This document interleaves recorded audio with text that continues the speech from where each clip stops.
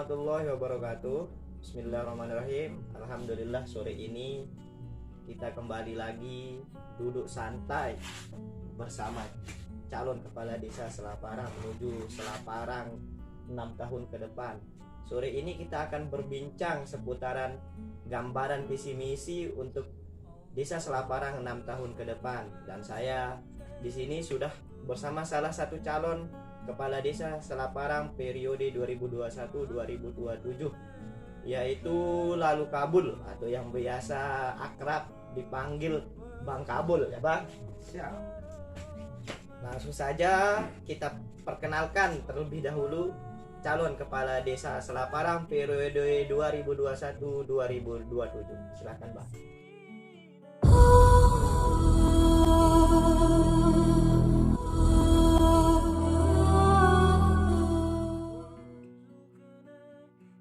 Warahmatullahi wabarakatuh. Ya, jadi alhamdulillah sore hari ini saya kedatangan tamu yang sangat spesial dalam rangka duduk santai bersama tokoh pemuda nih, tokoh pemuda istilahnya pengembang Selaparang untuk kedepannya. Jadi dalam hal ini yang sendiri calon kepala desa Selaparang periode 21-27 nomor urut 1 atas nama Lalu Kabul ingin menyampaikan salah satu tujuan utama dalam pencalonan ini, bagaimana kita akan membawa Selaparang untuk 6 tahun yang akan datang.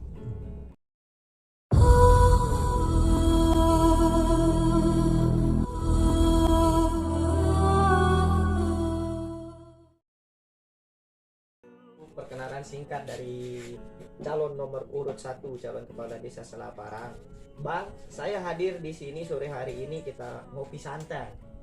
Saya akan menanyakan seputar gambaran visi misi Abang ke depannya. Mungkin Abang boleh menjelaskan gambaran visi misi Abang untuk desa Selaparang 6 tahun ke depan, Bang. Terima kasih, ini pertanyaan yang sangat bagus. Jadi untuk visi misi di calon nomor 1 ini, jadi visi misinya pembenahan wajah Selaparang di berbagai aspek. Jadi di berbagai aspek ini mencakup pertanian, kebudayaan, ekonomi, dan sosial masyarakat. Jadi itu sebuah gambaran untuk visi misi kita. Ini langsung mau dijelaskan atau bagaimana? Terserah Abang sudah. Oke, siap. Jadi untuk visi misi ini, jadi untuk yang pertama ini menyangkut masalah visi misi. Ya, sekiranya kita jelaskan langsung saja. Ini apa namanya? Dalam hal ini pembukaan jalan pertanian. Dalam pembukaan jalan pertanian ini kita mengacu pada semua, tidak termasuk di dusun saja. Jadi di desa maupun di dusun itu yang akan kita utamakan dalam pembukaan jalan pertanian. Nah, setelah pembukaan jalan pertanian, di sana ada beberapa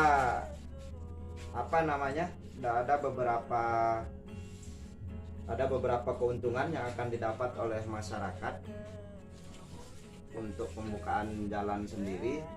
Jadi di sana kita bisa menghemat, yang pertama, menghemat biaya.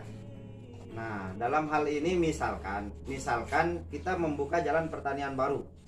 Jadi yang biasanya yang dari dulu ini ya, kita misalnya yang dulu ongkos untuk panen padi saja sampai 80.000. Jadi setelah kita pembukaan jalan itu bisa kita mengurangi kos tersebut, bisalah misalnya 60.000. Berarti masyarakat itu sudah hemat 20.000. Kalau dikali dengan 1 ton, ya bisa kita hitung sendiri keuntungan petani itu berapa kira-kira. Nah, seperti itu dalam hal pertanian ya, betul. Nah, untuk yang kedua, ini mengembalikan citra Selaparang sebagai desa adat dengan memperbaiki wisata religi, dengan memperbaiki wisata religi ini untuk desa kita sendiri. Nah, kenapa kita bilang wisata religi? Di sini dalam hal ini Selaparang ini dikenal dengan desa wisata, dan bukan saja daerah yang mengakui, bahkan negara sampai internasional yang mengakui desa kita Selaparang ini sebagai desa wisata. Nah, di sini saya perlu menjelaskan sedikit. Jadi kenapa kita bilang begitu? Jadi seingat saya ini, jadi dalam dalam wisata Selaparang ini yang kita tahu, kenapa saya bilang mengembalikan citra, seperti yang kita lihat sendiri sekarang di desa kita di Selaparang. Ya, kalau kita ibaratkan tembakau begini dia. Jadi seperti yang terkenal ini kan di Lombok, tembakau kasturi namanya. Tembakau kasturi ini kan wanginya semerbak, rasanya enak. Jadi kalau kita ibaratkan tembakau itu sekarang desa kita ini cuma wanginya saja yang tercium, tapi rasanya bagaimana? Kan itu masih hambar ya Bang? Ya, betul. Begitulah Kira-kira. Jadi apabila orang luar yang menceritakan bahwa Selaparang itu begini, tapi pada kenyataannya, pada dasarnya apabila orang itu masuk ke desa kita, mereka akan melihat pemandangan yang sungguh jauh berbeda dengan apa yang diceritakan orang di luar. Jadi dalam hal ini bagaimana cara kita mengembalikan citra Selaparang ini? Nah, itu yang jadi pertanyaan kita bersama sebagai masyarakat Selaparang. Nah, sekiranya kita diizinkan oleh Yang Maha Kuasa untuk terpilih nantinya di 2001-2027 ini menjadi seorang kades di Selaparang, ya kita akan memperbaiki tatanan daya dalam bentuk misalkan di lingkup Selaparang, di makam kita sendiri itu nanti kita akan perbaiki semua apa yang sudah misalkan seperti yang kita lihat, bisa kita langsung jabarkan, kita lihat sendiri misalnya di tempat-tempat umum yang di sana, musolanya, kamar mandinya, pokoknya dalam semua lini yang ada di makam Selaparang. Ya, kira-kira seperti itu. Dan juga pelayanannya, kan kebiasaan kalau yang namanya desa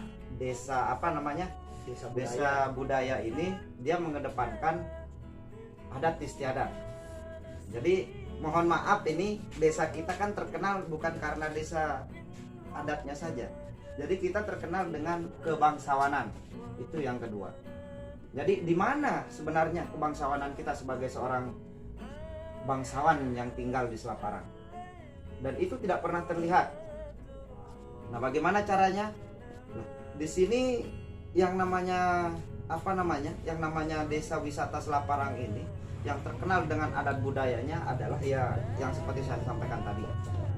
Jadi menurut hemat saya, caranya mengembalikan itu ya kita harus mengikuti tata cara bagaimana seorang bangsawan itu sendiri. Misalkan di di areal parkir itu nanti misalnya juru parkirnya dia harus seperti seorang bangsawan, menggunakan pakaian adat Sasak. Jadi kan terlihat nuansa kebangsawanannya itu, kebudayaannya itu akan kembali. Seperti kita ceritakan pendek saja. Nah, untuk beberapa tahun yang silam, jadi pernah di Selaparang ini dipakai oleh salah satu artis untuk tempat resepsi. Nah, jadi saat itu sedang jaya-jayanya Selaparang masalah budaya. Nah, untuk sekarang ini kita bisa lihat sendiri, ya mungkin ya bagus lah, tapi kita akan lebih baguskan lagi untuk yang sekarang. Jadi kira-kira seperti itu gambarannya untuk yang di Selaparang ini. Untuk pelayanannya kita akan tambah. Nah, untuk yang ketiga mungkin nanti kita jelaskan nanti untuk lebih detailnya kita akan sampaikan nanti di visi misi nanti, insya Allah penyampaian visi misi ya Bang. penyampaian visi misi tanggal 16 atau 15 15 16. 15-16 ya.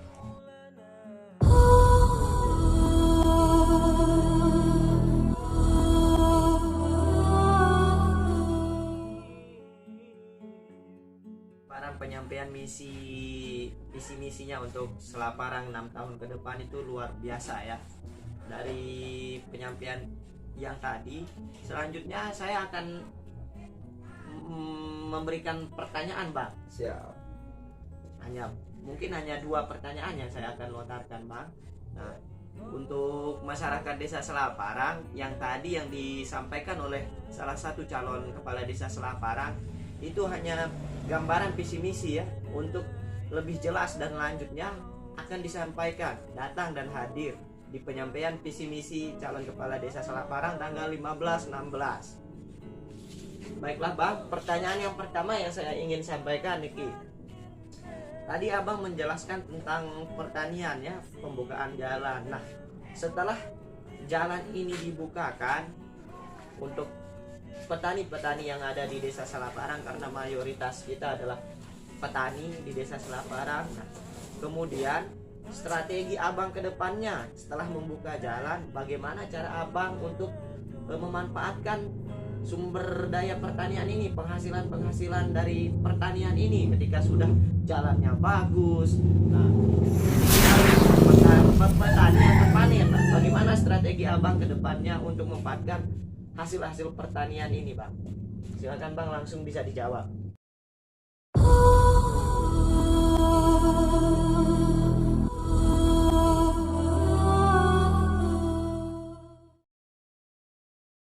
Saya akan tanggapi pertanyaan yang cukup bagus ini dari Ade Belong sebagai moderator di sini. Jadi menanyakan bagaimana strategi kedepannya setelah jalan pertanian ini kita buka.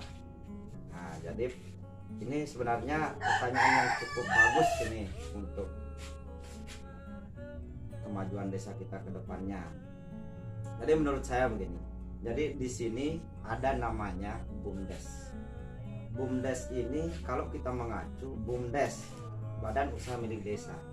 Karena Badan Usaha Milik Desa ini majunya sebuah desa akan didorong dengan majunya sebuah BUMDes. Sama halnya, misalnya kita ambil contoh kecil, suatu negara akan maju apabila BUMN-nya itu maju. Kira-kira gambarannya seperti itu. Nah, jadi begitu juga dengan desa. BUMDes ini kalau dia maju, insya Allah desa juga akan maju. Nah, jadi di sini nantinya untuk hasil pertanian ini, jadi dia akan larinya ke BUMDes. Kira-kira seperti ini gambarannya. Jadi di saat hasil pertanian ini sudah bagus, misalnya ini kan jalan pertanian sudah terbuka. Sudah terbuka nih. Jadi bagaimana caranya mengembangkan pertanian? Hasil panennya juga. Jadi begini, BUMDes harus mengambil peran penting di sini. Dalam arti saya sebagai seorang petani dan saya asli anak petani. Jadi sudah tahulah kiranya jeritan petani itu seperti apa. Di saat musim musim kita pupuk, ini musim pemupukan ini. Selalu di situ masyarakat itu kesulitan dalam segi pupuk. Nah, di sini BUMDes akan mengambil peran penting. Maksudnya seperti ini. Misalkan yang saya tahu sekarang kita membeli pupuk sesuai RDKK. Jadi ada penyalur-penyalurnya.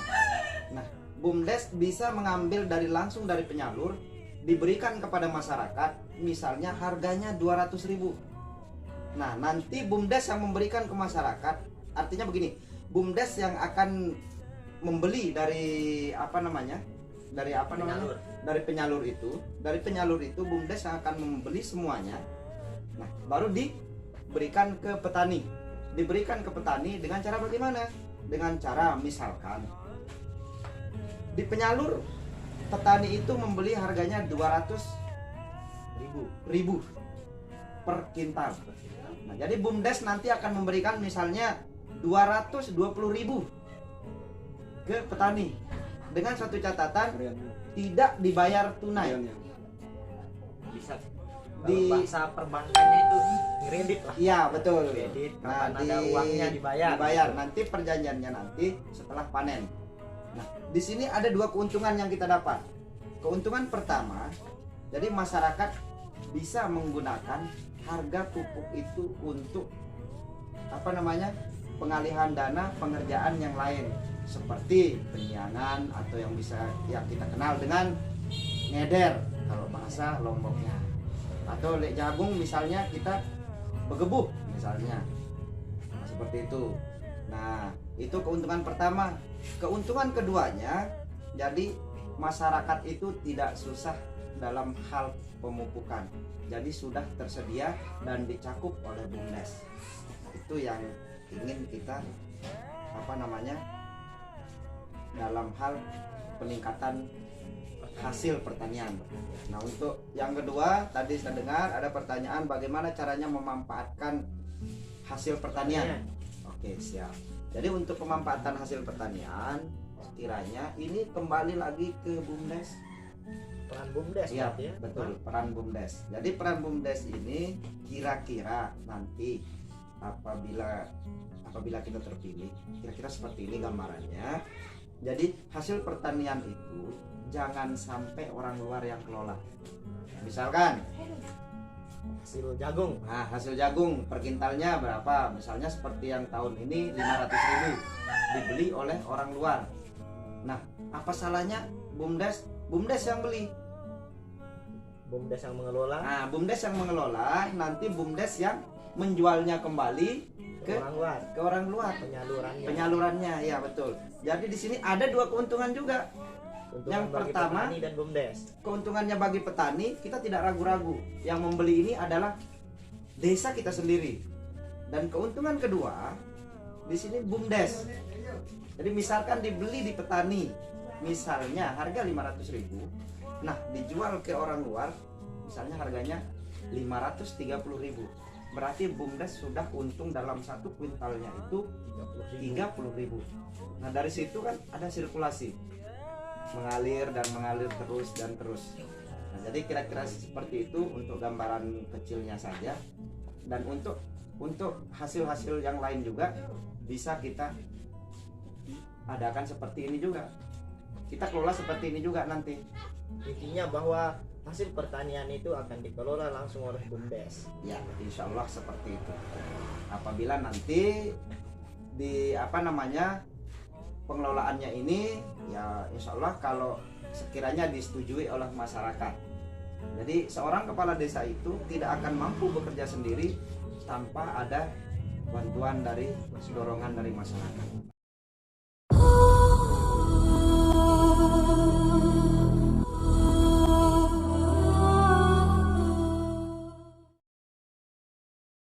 Yang sangat luar biasa ya Bang Ibang ya. Untuk visi misi kedepannya. Selanjutnya pertanyaan terakhir nih. Pertanyaan terakhir dari gambaran visi misi Abang untuk Desa Selat Parang kedepannya, yaitu bagaimana sih strategi Abang ke depan untuk mengembalikan citra dari Selat Parang ini yang berbudaya. Sudah dijelaskan tadi sama Abang tentang untuk memanfaatkan makam ini. Strategi ke depan kira-kira bagaimana penerapannya di makam Selat Parang ini supaya bisa digunakan lagi seperti historinya ya, yang digunakan oleh artis di sana untuk pesta lah atau semacamnya. Coba Bang, udah langsung saja dijelaskan.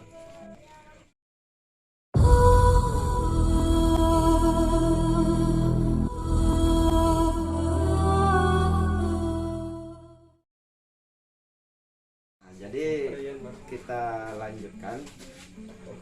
Jadi tata caranya itu seperti kita mau menuju sebuah kerajaan.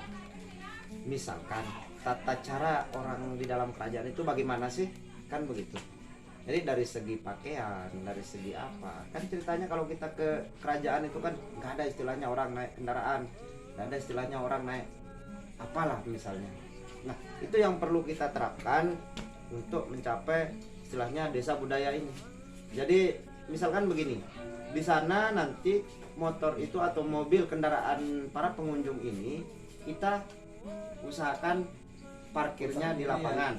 Nah, di situ kita kan nanti berjalan menuju ke apa namanya, ke makam Raja Selaparang ini, berjalan kaki dengan menggunakan pakaian adat Sasak.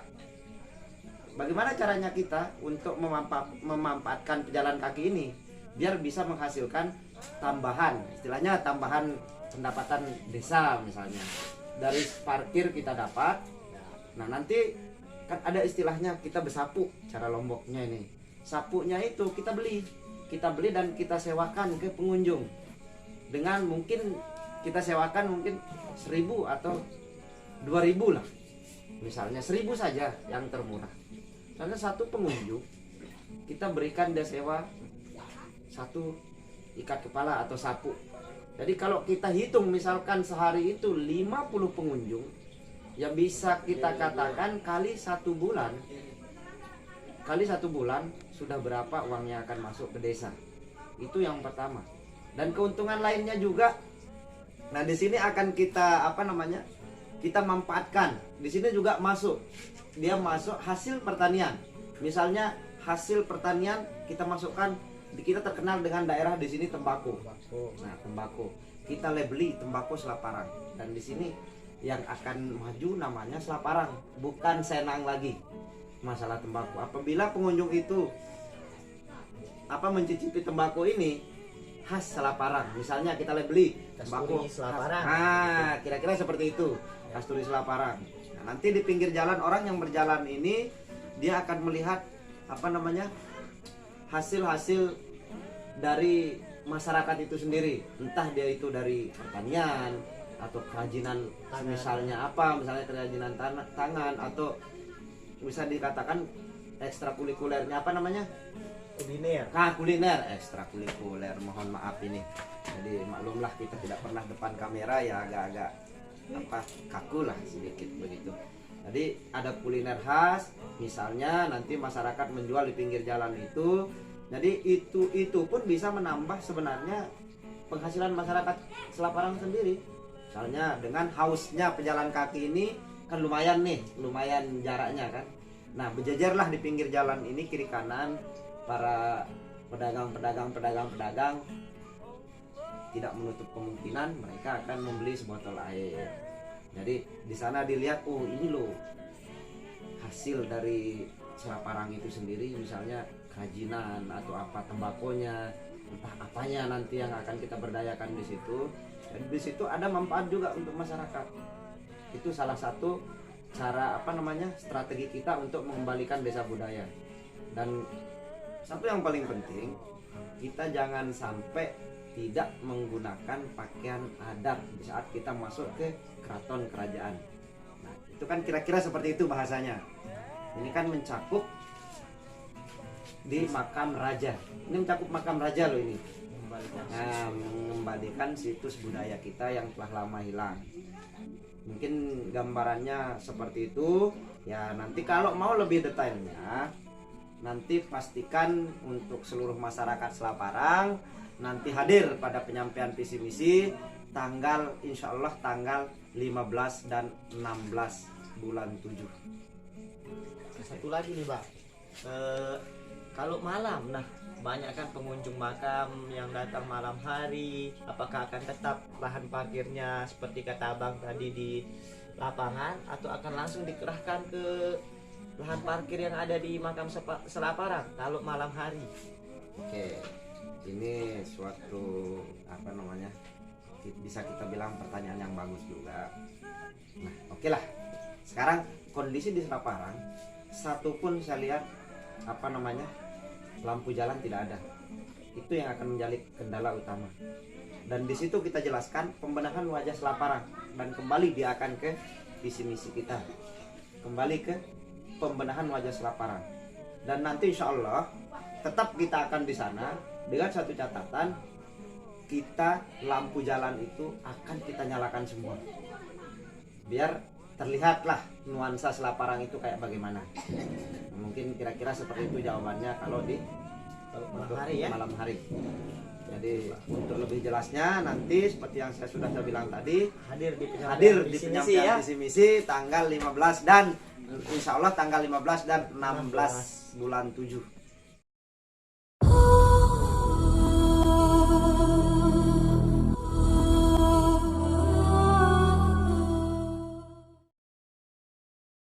Dari visi misinya, gambaran visi misinya, penyampaian jawabannya sangat luar biasa Bang. Terima kasih banyak saya sampaikan. Dan untuk masyarakat Desa Selaparang yang ingin mengetahui visi misi dari calon kepala Desa Selaparang dengan nomor urut 1 atas nama Lalu Kabul dan juga calon-calon yang lain, jangan lupa hadir di penyampaian visi misi insya Allah tanggal 15 dan 16 Juli ya Bang ya. Mungkin kita akhiri dulu Bang. Terima kasih atas waktunya. Apabila kata-kata saya yang kurang berkenan mohon dimaafkan. Siap. Sekian, Allahul muwaffiq ila aqwamit thoriq. Wassalamualaikum warahmatullahi wabarakatuh. Waalaikumsalam warahmatullahi wabarakatuh.